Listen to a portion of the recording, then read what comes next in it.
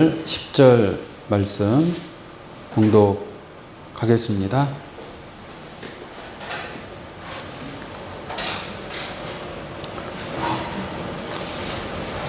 스가랴서 3장 9절입니다.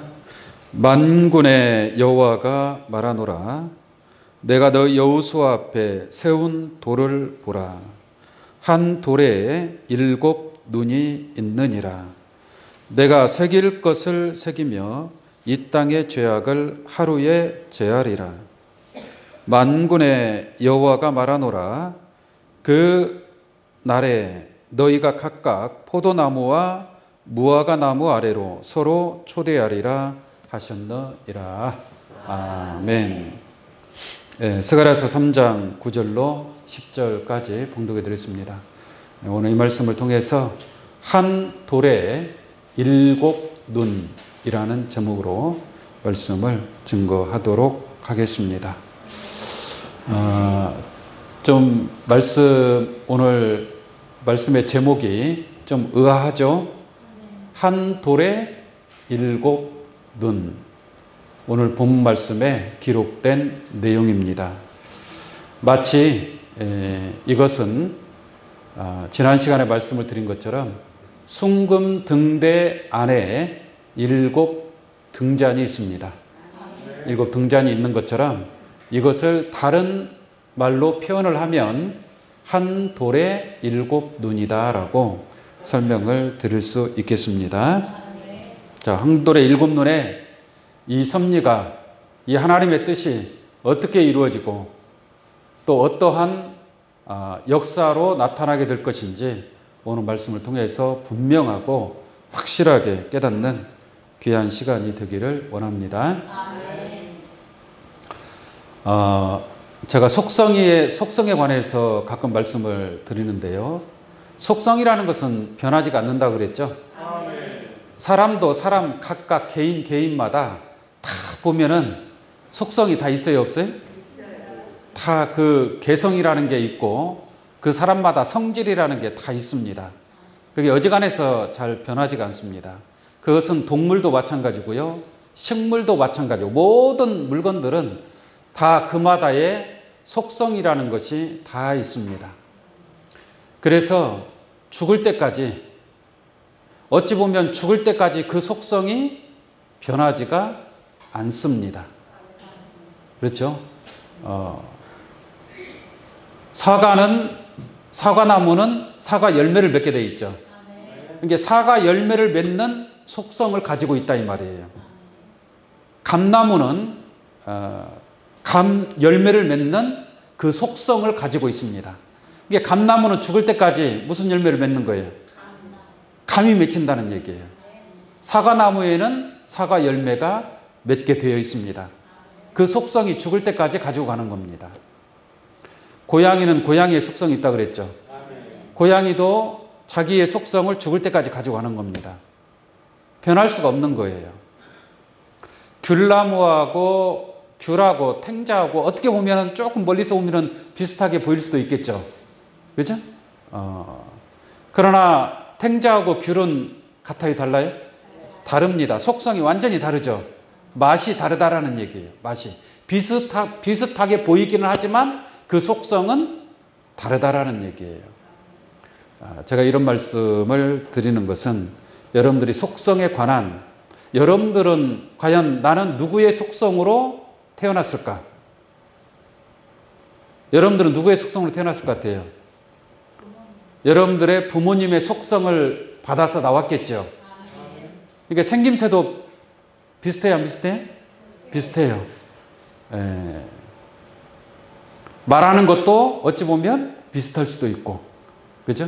성격도 비슷하고, 속성으로 나왔기 때문에 그렇게 말씀을 드릴 수 있습니다.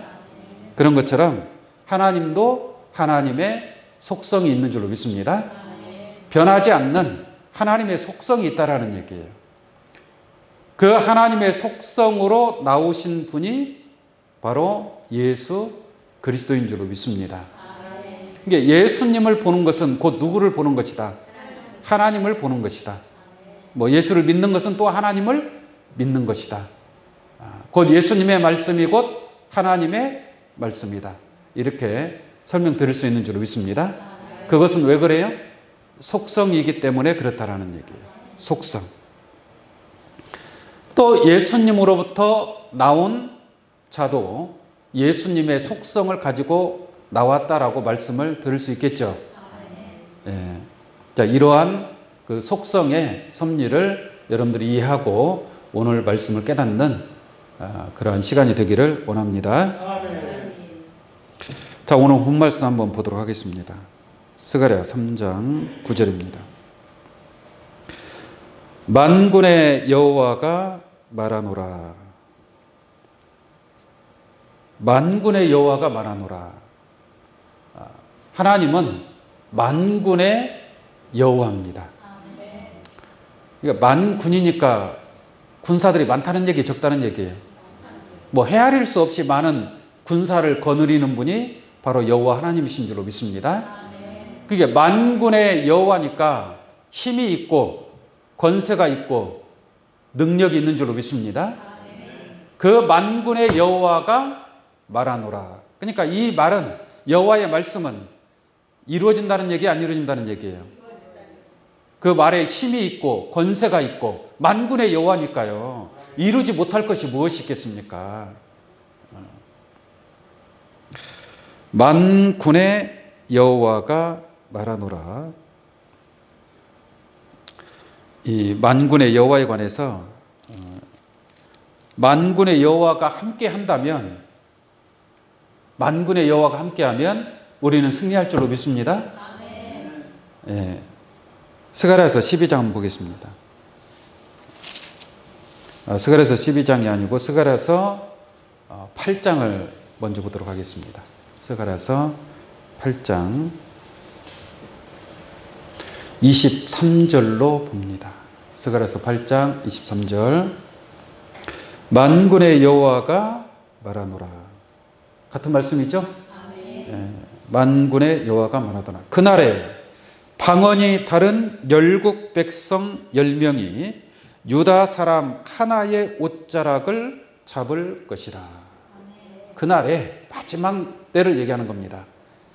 열국 백성 10명이 유다 사람 하나의 옷자락을 잡을 것이라. 이게 10명이 유다 사람 한 사람 붙잡고 막 사정한다는 얘기예요. 이게 뭔가 좀 아쉬운 게 있다는 얘기죠. 유다에게 뭔가 부탁할 게 있고 아쉬운 게 있기 때문에 붙잡고 사정하는 거예요. 옷자락을 붙잡고 사정하는 거예요. 뭐라고 하는가 볼까요? 유다 사람 하나의 옷자락을 잡을 것이라. 곧 잡고 말하기를 하나님이 너희와 함께 하심을 들었나니. 하나님이 누구와 함께 하고 있다는 얘기예요? 유다하고 함께 하고 있다는 얘기죠. 근데 그 하나님은 어떤 하나님이에요? 만군의 여호와란 말이에요. 만군의 여호와가 유다와 함께하고 있다. 그러니까 수많은 열국 백성 10명이 유다 사람 한 사람의 옷자락을 붙잡고 사정하는 겁니다. 네? 뭐라고 하느냐? 하나님이 너희와 함께 하심을 들었나니. 이게 하나님은 만군의 여호와가 유다와 함께 하는 줄로 믿습니다. 그러니까 하나님께 은혜를 얻으려면 누구한테 잘 보여야 돼요?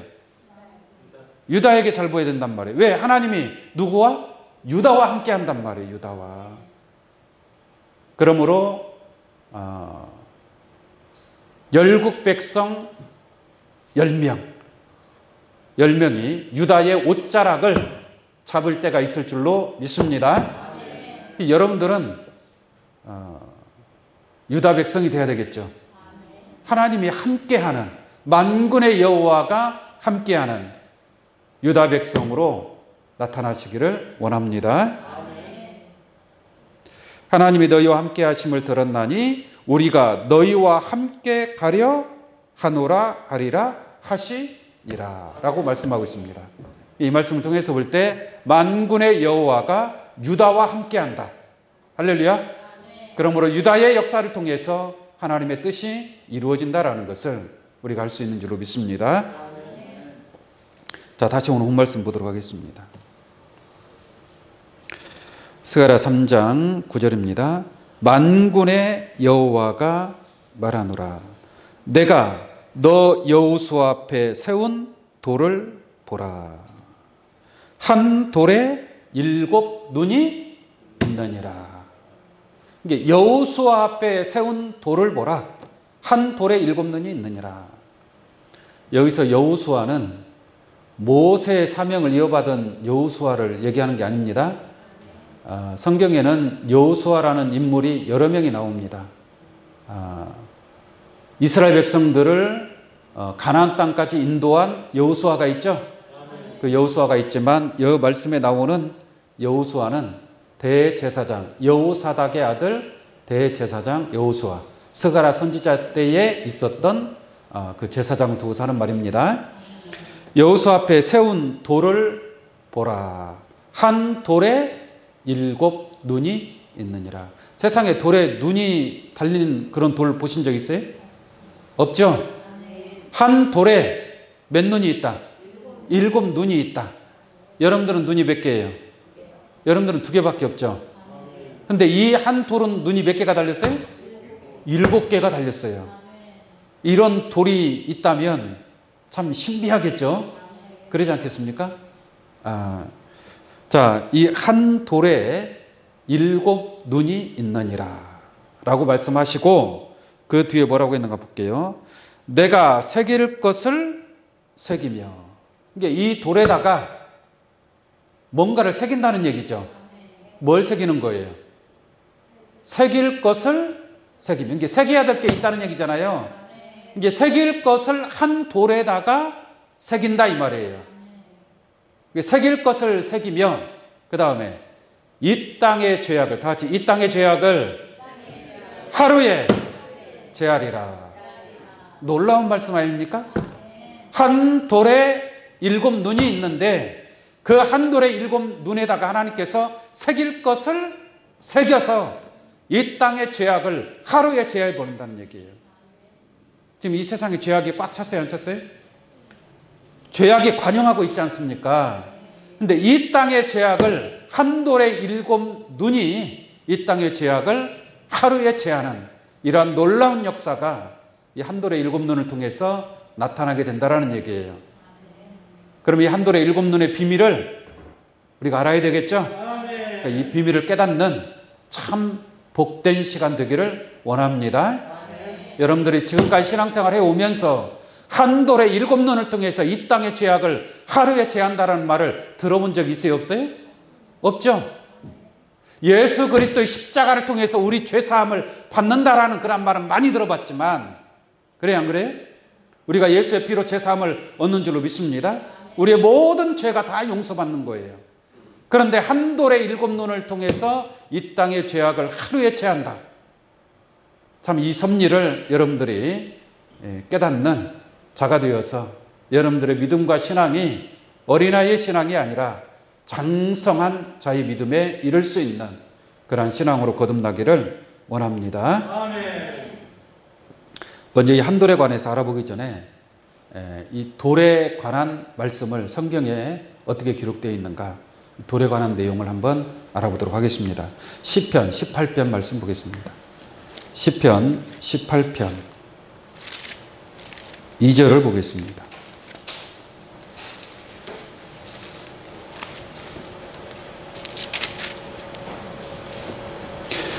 여호와는 만군의 여호와시라고 그랬잖아요. 여호와는 나의 반석이시요. 하나님은 나의 뭐예요? 반석이시요. 반석이니까 단단한 돌이잖아요. 이게 하나님은 뭐예요? 돌이다. 반석이다. 돌석자니까. 그죠? 아주 단단한 하나님은 반석이 되는 줄로 믿습니다. 그러니까 하나님도 뭘로 비유하고 있는 거예요? 돌로 비유하고 있는 거예요, 돌로. 에?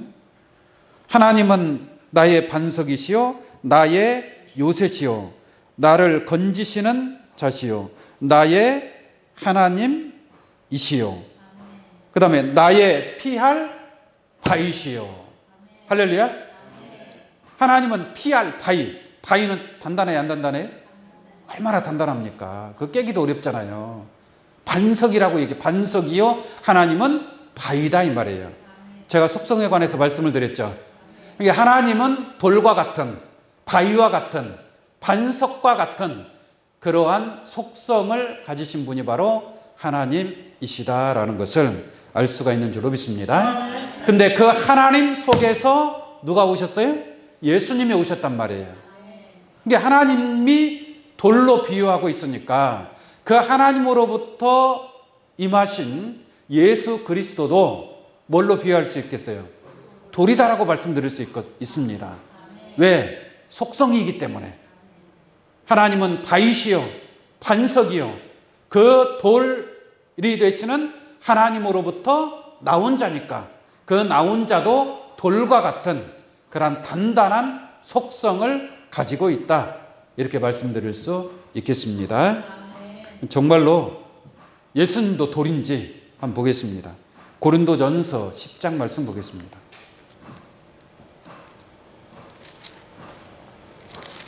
고린도전서 10장 4절로 보겠습니다. 4절 못 찾으시면 그냥 들으시면 되겠습니다. 10장 4절 말씀 다 같은 신령한 음료를 마셨으니 이는 저희를 따르는 신령한 반석으로부터 마셨음에 그 반석은 곧 누구시라? 그리스도시라. 할렐루야. 반석으로부터 신령한 음료를 마셨으니 모세가 반석을 쳐서 물을 내어줬잖아요. 그것을 지금 다시 한번 언급하면서 말씀을 드리는데 그 반석, 구약시대의 반석은 비유적인 것이지만 이 신약에 와서 말하기를 그 반석으로부터 신령한 음료를 마셨으니 그 반석은 곧 누구라? 그리스도라. 그러니까 예수 그리스도로 말미암아 예수님이 신령한 반석인 줄로 믿습니다. 아멘. 예수님도 돌로 비유하고 있잖아요. 돌. 하나님도 뭐예요? 반석. 예수님도 뭐예요? 반석. 그러니까 그 반석으로부터 신령한 물이 흘러난 줄로 믿습니다. 아멘. 그 반석이 예수님이니까 예수님을 통해서 우리가 신령한 하나님의 말씀을 듣고 깨닫는 그런 축복을 얻게 되는 줄로 믿습니다. 예수님이 반석이다 이 말이에요. 예수님 반석. 하나님이 반석이고 예수님이 반석이고 또 누가 반석이 또 있어요. 누군가 한번 보겠습니다. 마태복음 16장을 보겠습니다.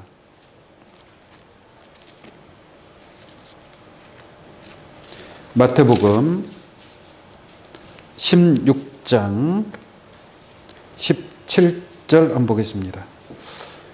예수님이 너희는 나를 누구라 하느냐라고 물어보죠. 그러니까 베드로가 주는 그리스도시요 살아계신 하나님의 아들이십니다라고 대답을 하게 됩니다.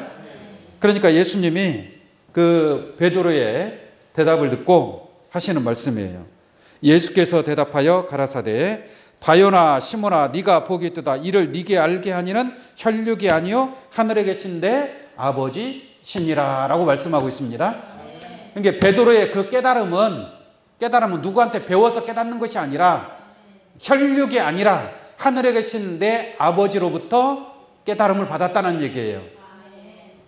그러면서 18절 볼게요. 또 내가 네게 이르노니 너는 무엇이라? 베드로라. 에? 너는 베드로라. 원래 시몬이었잖아요.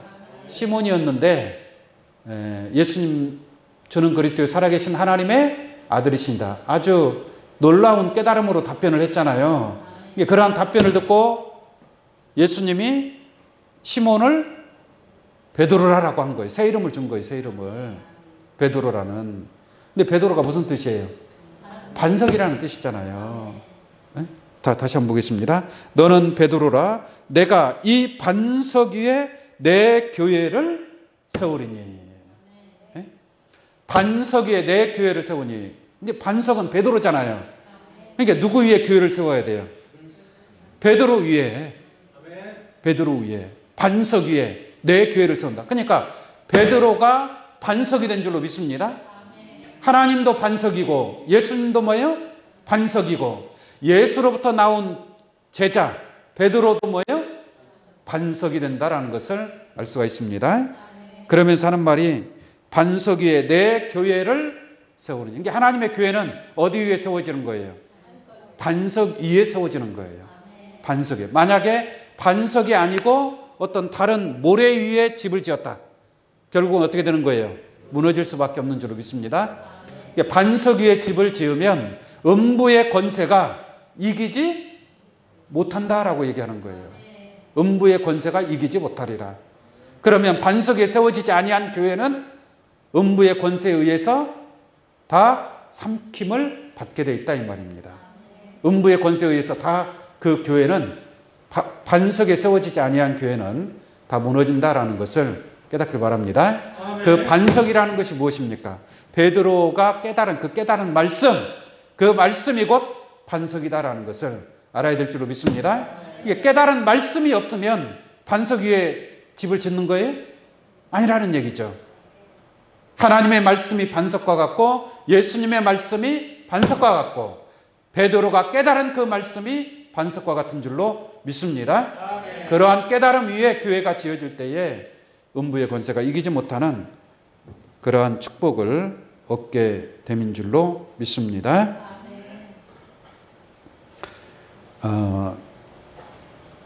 우리 다니엘서에 나오는 돌에 관해서 한번 보도록 하겠습니다. 다니엘서 2장.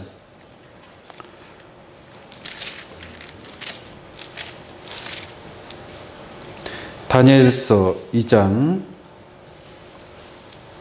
34절 말씀 보겠습니다. 다니엘서 2장 34절입니다. 또 왕이 보신즉 사람의 손으로 하지 아니하고 뜨인 돌이. 무슨 돌이? 뜨인 돌이 나오죠? 뜨인 돌이. 뜨인 돌이라는 것은 뭐냐? 떼어낸 돌이다 이 말이에요. 떼어낸 돌. 하나님으로부터 예수님이 나왔다고 그랬죠. 하나님도 돌이니까 반석이라고 그랬잖아요. 그러니까 하나님으로부터 하나님 속에서 예수님 나왔단 말이에요. 그러니까 예수님은 하나님 반석으로부터 뜨인 돌이다라고 얘기할 수 있는 거예요. 또 예수님을 통해서 베드로도 반석이라고 그랬죠. 예수님의 그 말씀을 통해서 나온 베드로, 그 예수님 반석에서 뜨인 돌이다 이렇게 표현할 수 있는 줄로 믿습니다. 예를 들어서 좀 이해하기 쉽게 바위돌을 깨트리면 그 동요가 있잖아요. 바위돌 깨트리면 뭐가 돼요? 돌덩이가 되죠. 돌덩이. 돌덩이를 또 깨트려 안 깨트려? 돌덩이를 깨트리면 돌멩이가 되죠. 돌멩이. 돌멩이를 깨트리면 자갈이 되는 것이고. 무슨 말인지 아시겠죠? 그러니까 바위가 얼마나 단단합니까? 근데 그 바위돌을 깨트리면 돌덩이도 단단해 안 단단해? 단단하죠. 그 돌덩이에서 나온 돌멩이도 단단해 안 단단해요? 단단하단 말이에요. 왜? 속성이기 때문에. 할렐루야. 그러니까 이 뜨인 돌도 돌의 속성을 가지고 있는 줄로 믿습니다. 그러니까 이 돌이 얼마나 단단한지 한번 보도록 할게요. 34절. 뜨인 돌이 신상의 철과 진흙에 발을 쳐서 부셔뜨리매 라고 말씀하고 있죠. 그러니까 이게 이제 느부갓네살 왕, 바벨론 왕 느부갓네살이 있죠. 느부갓네살이 꿈을 꿨는데 큰 신상을 본 거예요. 큰 신상. 엄청나게 큰 신상이 있는데 머리는 정금이요, 가슴은 은이요, 배와 넓적다리는 철이요, 또 발은 얼마는 철이요?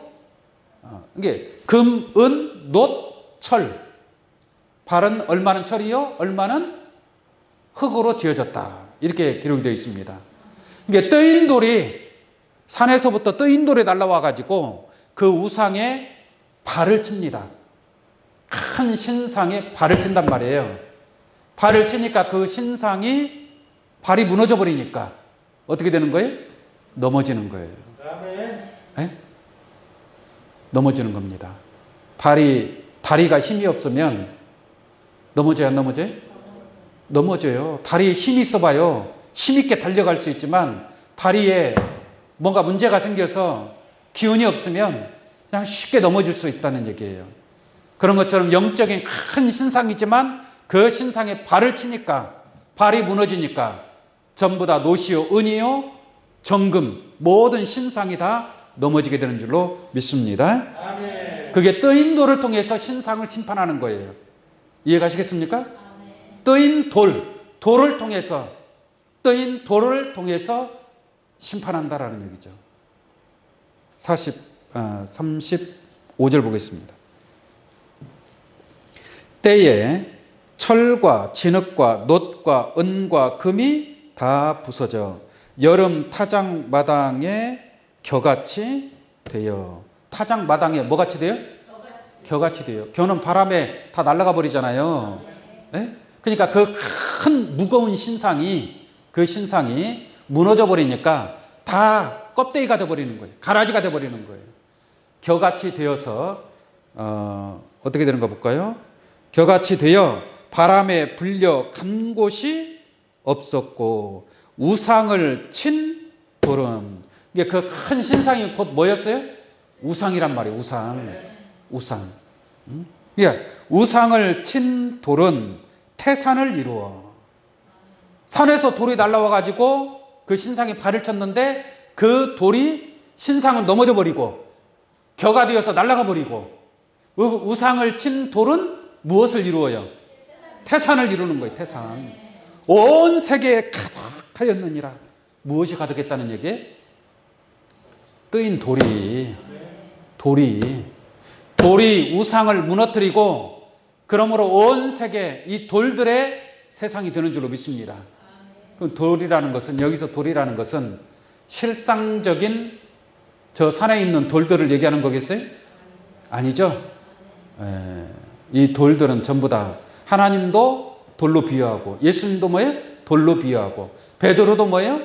돌로 비유하고 있는 것처럼 이 신상을 무너뜨리는 뜨인 돌도 사람을 비유해서 단단한 하나님의 말씀으로 다져진 단단한 그러한 사명자를 가리키고 있다는 것을 깨우침 받기를 바랍니다. 45절 한번 보겠습니다. 45절.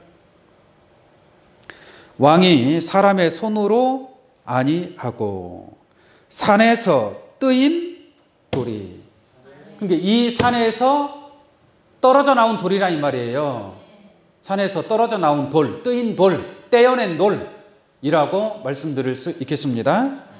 산에서 뜨인 돌이 철과 놋과 진흙과 은과 금을 부서뜨린 것을 보신 것은, 지금 이러한 것을 꿈을 통해서 본 것을 지금 다니엘이가 해석을 해주고 있는 거예요.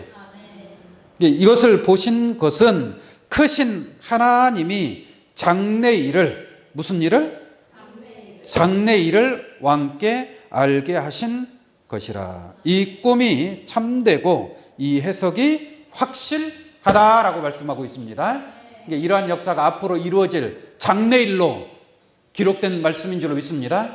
그러므로 이 큰 신상을 무너뜨리는 뜨인 돌이 나타나요, 안 나타나요? 나타나게 돼 있다라는 얘기예요.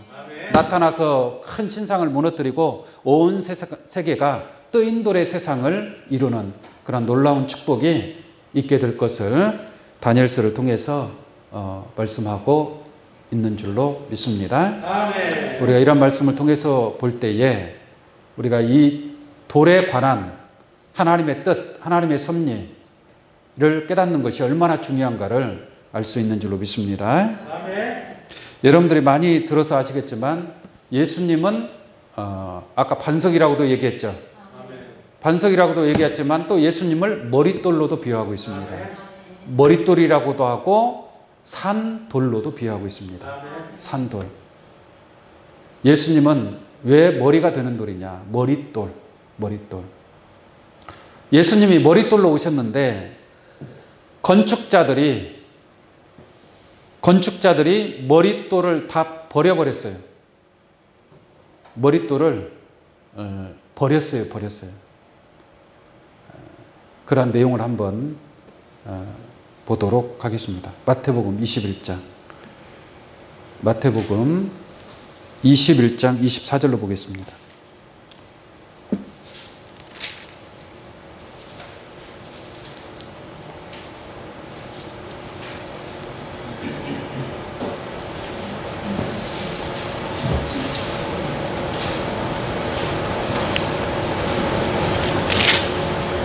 예, 21장 42절부터 보겠습니다. 42절.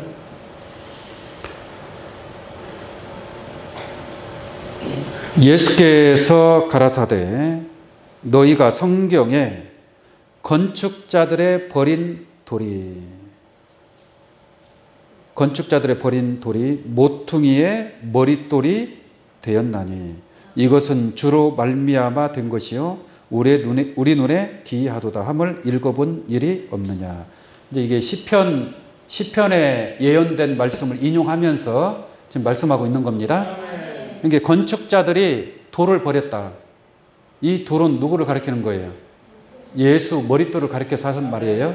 이게 많은 바리새인과 이 사두개인들, 제사장들이 예수님을 버렸어요, 안 버렸어요? 예수님의 말씀은 반석과 같은 말씀이란 말이에요. 돌과 같은 말씀이란 말이에요. 그런데 그 말씀을 많은 건축자들이 버린 거예요. 예수님을 외면한 거예요. 예수님의 그 진리를 받아들이지를 않았다는 얘기입니다. 그게 버린 거죠. 자, 43절 보겠습니다.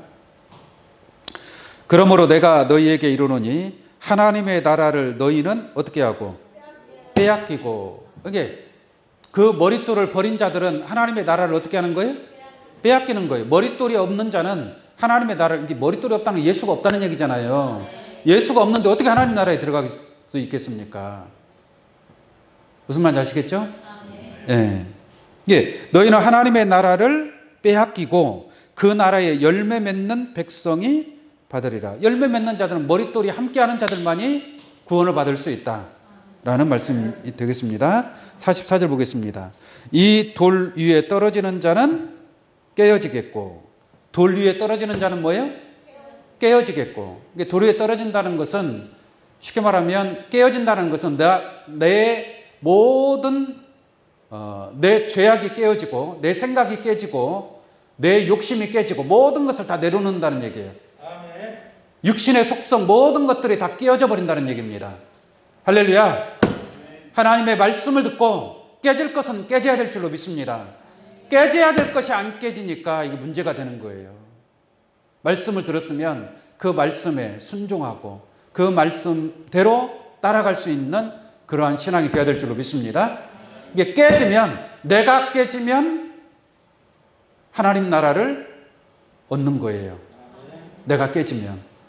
근데 내가 안 깨지는 사람도 있거든요. 그게 누구냐? 바리새인 율법사들, 그때 종교 지도자들. 그 사람들은 예수님의 말씀 앞에 깨졌어요? 안 깨졌어요? 절대로 안 깨지죠.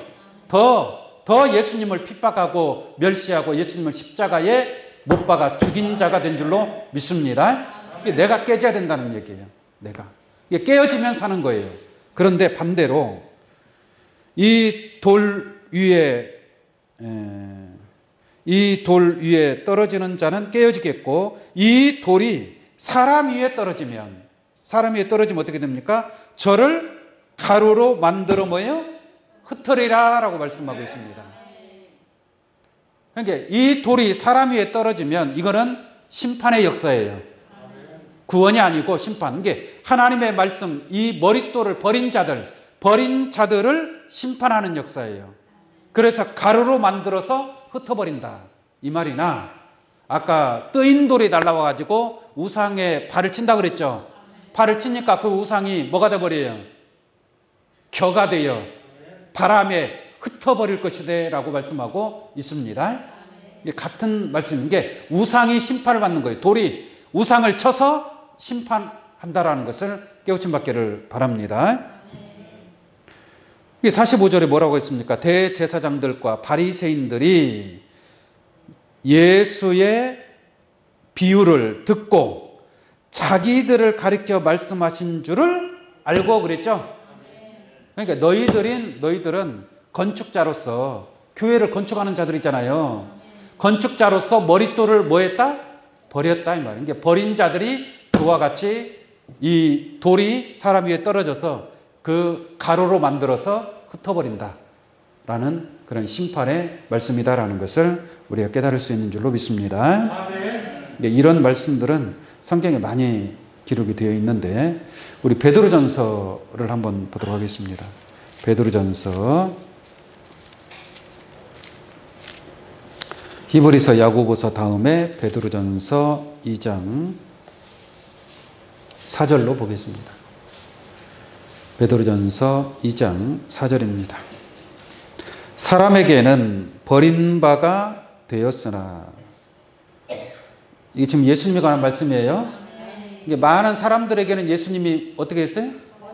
버림받았어요. 건축자들이 버렸다고 그랬잖아요. 예? 이게 사람에게는 버린 바가 되었으나 하나님께는 택하심을 입은 보배로운 산돌이신 예수에게 나와. 할렐루야. 이게 예수님은 무슨 돌이라고 그래요? 산돌. 이게 하나님께는 택하심을 입은 보배로운 산돌이다 이 말이에요. 그러나 사람에게는 뭐 했다고요? 버림받았다라는 얘기예요. 사람에게는 철저하게 예수님이 사람에게는 버림받았어요. 그러나 하나님께는 택하심을 입은 줄로 믿습니다. 여러분들의 신앙은 어때요? 하나님 앞에 택하심을 입은 보배로운 산돌이 되었습니까? 사람에게는 버림받는다 할지라도 하나님께 버림받으면 끝나는 거예요. 이거는 영원한 심판이에요. 사람에게 버림받으면 잠깐이죠. 잠깐. 좀 서운하죠. 버림받으면 어때요? 무슨 말인지 아시겠습니까? 사람으로부터 멸시받고 사람으로부터 좀 안 좋은 취급 받으면 어떠느냐 이 말이에요. 예수님도 그 취급을 받았는데 버림바가 되었지만 내가 저 사람들이 나를 욕하고 또 핍박하고 거짓으로 거스려 모든 악한 말을 한다 할지라도 도리어 기뻐하고 즐거워하라 하늘에서 너희의 상이 큼이라고 한 줄로 믿습니다. 예수님도 그 길을 가신 거예요. 그 길을. 여러분들의 신앙도 하나님께 택하심을 입은 보배로운 산 돌들로 나타나시길 원합니다. 돌도 죽은 돌이 있고 산 돌이 있어요. 여러분들은 무슨 돌이 돼야 돼요? 산돌이 돼야 돼요. 산돌이 되려면 살아있는 말씀으로 전신갑주하고 살아있는 말씀으로 육신화가 되어질 때에 예수님과 같이 산돌이 될 수 있는 거예요. 예수님의 살과 피는 사람의 생명을 살리는 살과 피인 줄로 믿습니다. 그런 것처럼 여러분들의 살과 피, 여러분들을 통해서 나타나는 그 말씀도 살려줄 수 있는 그러한 능력의 말씀이 산돌의 축복을 얻게 될 줄로 믿습니다. 5절 보겠습니다. 너희도 산돌같이. 여러분들도 뭐가 돼야 돼요? 산돌이 돼야. 죽은 돌이 되면 안 됩니다. 다시 말하면 신앙이 살아있는 신앙이 있고 죽어있는 신앙이 있어요. 입으로 주야 주야 한다고 해서 살아있는 신앙이 아닙니다.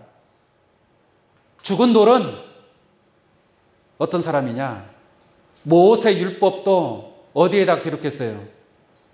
돌에다 기록했어요. 돌. 모세 율법도 돌에다 기록했다니까요.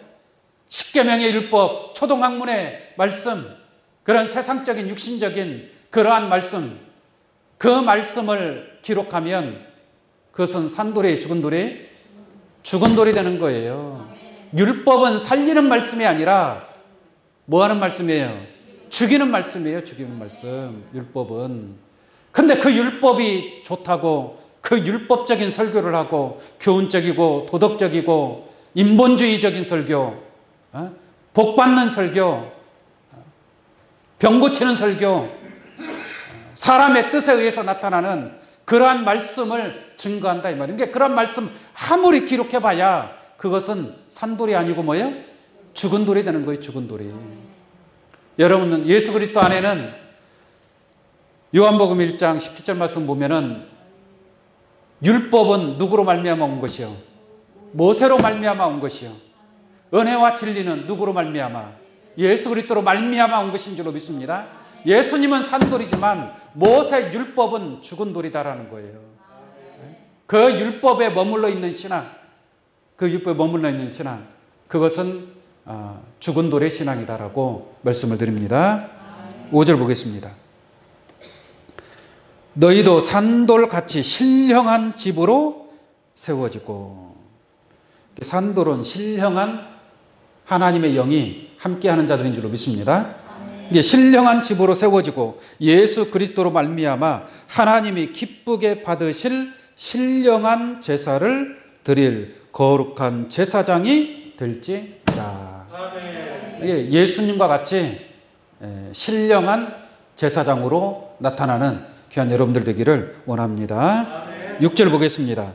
경에 기록하였을 때 보라 내가 택한 보배롭고 요긴한 모퉁이 돌을 시온에 두노니. 저를 믿는 자는, 저를 믿는다라는 것은 이 돌을 믿는 자, 산 돌 대신 예수 그리스도를 믿는 자, 저를 믿는 자는 부끄러움을 당치 아니하리라 하였으니 그러므로 믿는 너희에게는 뭐가 되는 거예요? 보배이나. 예수 머릿돌이 믿는 자에게는 보배가 되는 줄로 믿습니다. 보배라는 것은 소중하고 너무 귀중하다는 얘기잖아요. 그 보배라고 얘기하는 겁니다. 보배. 이 산돌이, 예수 머릿돌이 우리의 보배인 줄로 믿습니다. 근데 이 보배인 줄 모르고 이 어리석은 자들이 그 돌을 버렸어요, 안 버렸어요? 버렸다니까요. 이 구원의 돌을, 우리에게 생명을 주는 이 돌을 값어치가 없는 돌인지 알고 많은 사람들이 버렸다 이 말이에요. 진리를 버렸다. 그래서 버린 자들은 아까도 얘기한 것처럼 돌이 사람 위에 떨어져서 가루로 만들어 버린다 그랬죠. 자, 7절 다시 한번 보겠습니다.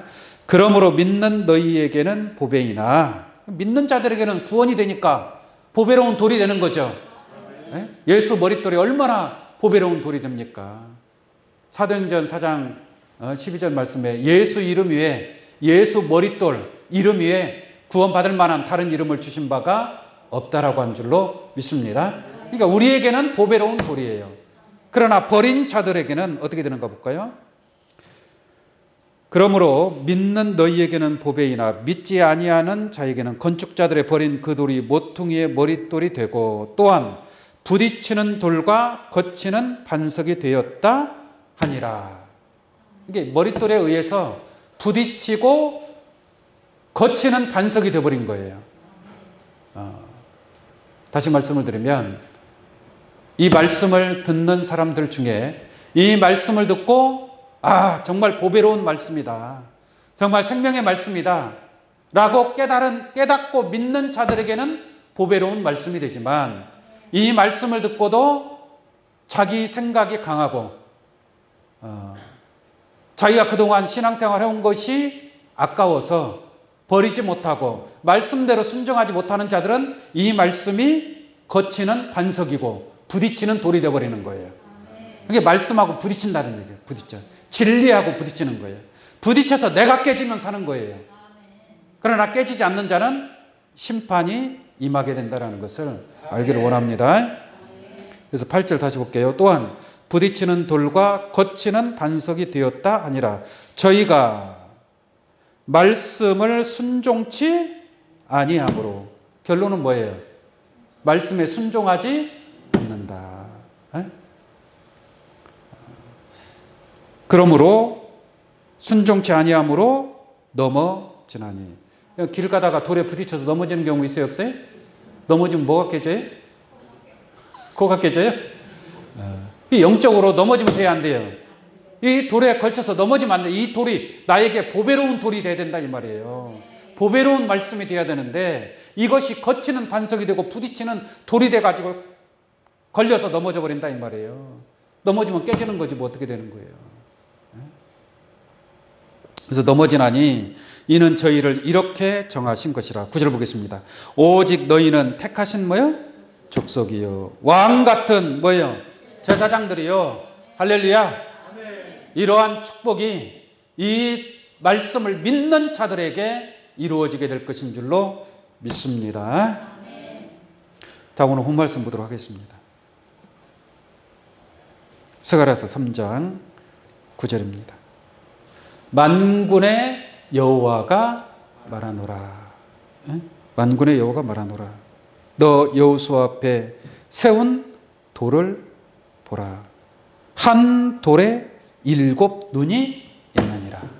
자, 지금부터는 이제 한 돌에 관해서 한번 배워보도록 하겠습니다. 이 한 돌에 7 눈이 있는, 그러니까 7 눈 달린 한 돌이 있다는 얘기잖아요.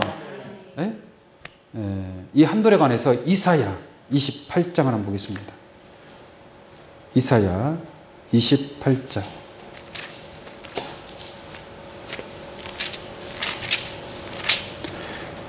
이사야 28장 16절로 봅니다.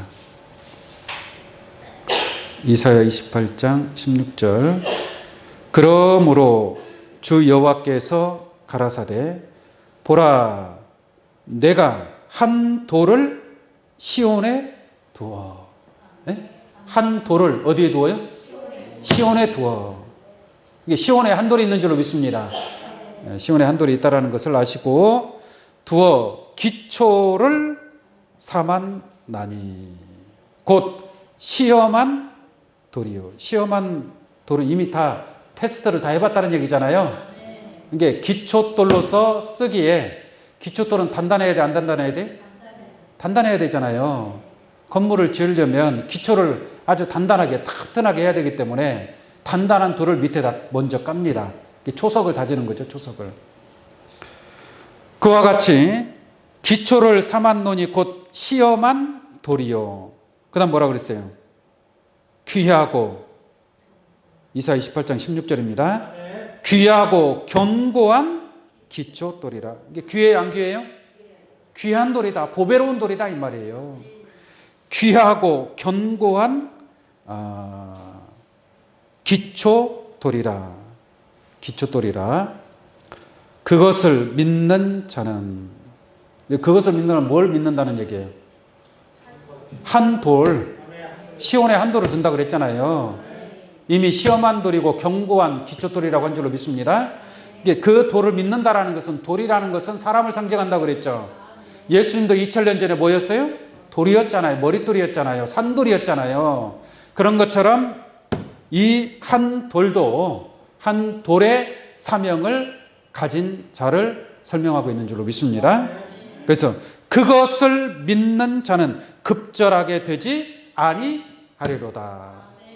그러니까 누구를 믿어야 된다는 얘기예요? 한 돌을 믿어야 된다는 얘기예요. 한 돌. 한 돌을 믿으면 급절하게 되지 않는다. 급절하게 되지 않는다는 것은, 급절이라는 것은 급하게 끊어져 없어진다는 얘기예요. 네? 예를 들어서 가자지구에 미사일이 떨어지죠. 그 건물에 있는 사람은 어떻게 되는 거예요? 피할 길이 있어요, 없어요? 그냥 넋놓고 있다가 급절하게 돼버리는 거예요, 이게. 급절한다는 것은 피할 길이 없다는 얘기예요. 뭐 여유가 없는 거예요. 말은 하늘에 뭐예요? 날벼락이 친다고. 그 급절하게 되는 거예요, 급절. 이 한 돌을 믿지 않는 자는 뭐 한다? 급절하게 된다. 이러한 심판을 받지 않으려면 한 돌의 섭리를 믿어야 될 줄로 믿습니다. 근데 한 돌에 눈이 7개가 있다고 그랬죠. 한 돌에 7 눈이 있느니라. 근데 돌은 사람을 상징하고 한다고 그랬죠. 그럼 눈은 무엇을 상징하고 있는지 눈도 한번 보겠습니다. 이사야 29장. 한 장 넘겨서 이사야 29장 10절로 보겠습니다. 이사야 29장 10절입니다. 대저 여호와께서 깊이 잠들게 하는 신을 너희에게 부어주사 너희 눈을 감기셨음이니. 눈은 무엇이요? 선지자요 라고 말씀하고 있습니다. 이게 눈은 선지자를 상징하고 있습니다. 한 돌에 7 눈이 있다는 것은 한 돌의 사명자에게 눈이 몇 개가 있다? 7개가 있다. 근데 눈이라는 것은 무엇을 가리키고 있다? 선지자를 가리키고 있다. 그러므로 한 돌에 7 선지자의 역사가 함께한다는 것을 깨우침 받기 바랍니다. 그러니까 한 돌에 7 눈이 있다. 그러니까 일곱 눈은 한 돌의 속성이다 이 말이에요. 왜? 돌에 일곱 눈이 있으니까. 이와 마찬가지로 지난 시간에 말씀을 드린 것처럼 순금 등대 안에 등잔이 몇 개가 있어요? 일곱 등잔이 있는 줄로 믿습니다. 이게 일곱 등잔은 순금 등대의 속성이란 말이에요. 속성. 그 일곱 등잔을 다른 말로 하면 일곱 눈이라고도 얘기한다 이 말이에요. 일곱 눈으로. 자, 오늘 본 말씀 스가랴서 4장 10절로 한번 보겠습니다. 10절. 스가랴서 4장 10절 보겠습니다. 작은 일의 날이라고 멸시하는 자가 누구냐? 이 일곱은, 그랬죠? 이 일곱은 온 세상에 두루 행하는 여호와의 눈이라. 여호와, 만군의 여호와의 눈이라. 그 눈이 몇 개가 있어요? 일곱 개가 있다 이 말이에요. 일곱 개가. 이 일곱은 그랬잖아요. 이게 한 돌에 일곱 눈이 있다는 말이나, 한 돌에 일곱 눈이 있다는 말이나, 여호와의 일곱 눈이라는 말이나 마찬가지인 줄로 믿습니다. 그러므로 이 일곱 눈, 일곱 선지자는 하나님의 눈의 사명을 감당하고 있다 이 말이에요. 눈의 사명을 감당하고 있기 때문에 여호와의 눈이다라고 말씀하고 있습니다. 그 다음에 일곱 등잔, 순금 등대의 빛을 발하는 일곱 등잔으로도 비유하고 있고, 계시록 말씀 하나 보도록 하겠습니다. 계시록 5장 6절 보겠습니다. 계시록 5장 6절.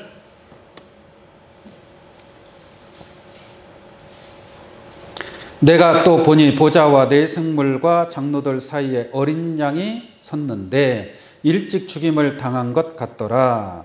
자, 보세요. 일곱 뿔과 일곱 눈이 있으니. 또 일곱 눈이 나와요, 안 나와요? 일곱 눈이 나오잖아요, 계시록에서. 일곱 뿔과 일곱 눈이 있으니 이는 눈은 온 땅에 보내심을 입은 하나님의 일곱 영이더라라고 말씀하고 있습니다. 이게 눈은 선지자를 가리킨다고 그랬죠. 또 이 눈을 갖다가 일곱 뿔과 일곱 눈이 있다고 그러잖아요. 이게 일곱 뿔이라고도 하고 일곱 눈이라고도 하고 일곱 영이라고도 하고 일곱 등잔이라고도 하고 일곱 별이라고도 하고. 무슨 말인지 아시겠습니까? 각각의 사명에 따라서 그와 같이 불리워진다라는 것을 여러분들이 알기를 원합니다. 일곱 뿔이라는 것은 권세를 가지고 있다는 얘기고, 일곱 눈이라는 것은 선지자를 상징합니다. 선지자의 사명을 감당. 눈이 제일 먼저 보잖아요. 이게 선지자가 되는 거예요. 일곱 명이라는 일곱 명이 함께한 그러한 사명자가 되고, 일곱 등불이라는 것은 보호자 앞에 일곱 등불의 사명을 감당하기 때문에 일곱 등불로 또 일곱 별로 말씀하고 있다는 것을 알기를 원합니다. 그래서 다른 말씀을 드리자면 인자 같은 여 오른손에 일곱 별이 있다. 또 계시록 1장 말씀 보면은 보호자 앞에 일곱 영이 있다. 이 전부 다 같은 하나님의 섭리의 말씀인 줄로 믿습니다. 아멘. 자, 마지막으로 정리하고 마치도록 하겠습니다. 스가랴 3장 9절 보겠습니다. 자, 오늘 본문 말씀. 만군의 여호와가 말하노라. 내가 너 여호수아 앞에 세운 돌을 보라. 한 돌에 일곱 눈이 있느니라. 내가 새길 것을 새기며. 이 돌에다가 뭐예요? 새길 것을 새기며. 이게 하나님의 말씀을 새기는 겁니다. 아까도 말씀을 드렸지만 모세 십계명 율법은 돌판에다가 새겼잖아요. 이 한 돌에다가 새기는 것은 모든 이 땅의 죄악을 하루에 제할 수 있는 그러한 말씀을 새기게 될 것인 줄로 믿습니다.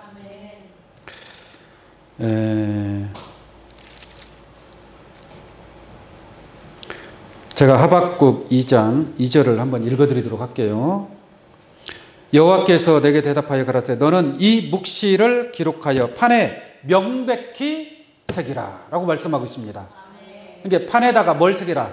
묵시, 예언의 말씀. 판에 명백히 새기라. 명백히 확실하게 새기라 이 말이에요. 명백히 새기라. 이 묵시는 정한 때가 있나니 그 종말이 속히 이르겠고 결코 거짓되지 아니하리라. 아멘. 그러므로 판에다가 무엇을 새겨야 돼요? 묵시의 말씀을 새겨야 돼요. 이게 구원의 말씀도 새기고 심판의 말씀도 새겨라. 묵시의 말씀을 새겨라.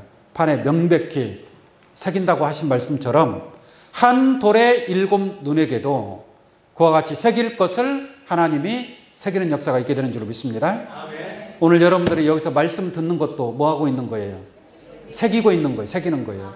여러분들의 마음에다가 하나님의 새 언약의 약속의 말씀을 새겨야 될 줄로 믿습니다. 아멘. 또 한 돌의 7 눈의 사명자에게는 이 땅의 죄악을 하루에 제할 수 있는 그러한 능력의 말씀이 함께할 것인 줄로 믿습니다. 이 땅의 죄악을 하루에 제한다. 지금 이 땅의 죄악이 제하해졌나요? 지금 이 세상에 죄악이 얼마나 관영하고 있습니까? 전쟁이 일어나고 있지 않습니까? 죄악이 지금 관영한 때다 이 말. 노아 때에도 죄악이 세상에 관영하니 하나님께서 그 죄악된 세상을 홍수로 다 깨끗하게 쓸어버린 줄로 믿습니다. 쓸어버렸다는 것이 뭐예요? 이 땅의 죄악을 제하여 버렸다는 얘기예요. 할렐루야. 한 돌의 7 눈의 역사를 통해서 지금 이 세상에 만연한 이 죄악을 하루에 제하는 역사가 이루어지게 될 줄로 믿습니다. 그 죄악을 누가 제한다고요? 한 돌의 7 눈의 역사를 통해서 제한다는 말이에요. 그 죄악이 제어지는 그날에 이 세상 나라가 그리스도의 나라가 되고 평화의 나라가 이루어지는 것입니다. 믿습니까? 마지막으로 10절 한 절 더 보겠습니다. 만군의 여호와가 말하노라. 그날에 너희가 각각 포도나무와 무화과 나무 아래로 서로 뭐하리라? 초대하리라 이 말이에요. 서로 초대하면 서로 미워하는 거예요? 평화롭게 지내는 거예요? 평화롭게 지내는 거잖아요. 할렐루야.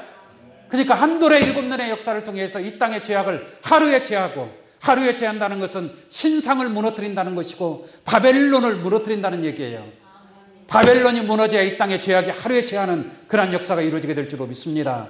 그러한 역사가 이루어지면 이 땅에 무화과 나무 아래, 포도나무 아래 서로 초대하는 이러한 평화의 하나님의 나라가 이루어질 때에 이 나라에 함께 참여할 수 있는 귀한 여러분들 되기를 원합니다. 이를 위해서는 죽은 돌이 아니라 산 돌이 되기를 원합니다. 세상에 어떠한 일에 있다 할지라도 세상에 젖지는 자, 죽은 자가 아니라 세상을 이겨서 산 돌에 그 사명을 신령한 제사를 드릴 수 있는 거룩한 제사장의 축복으로 나타나시기를 예수의 이름으로 축원합니다. 기도하겠습니다.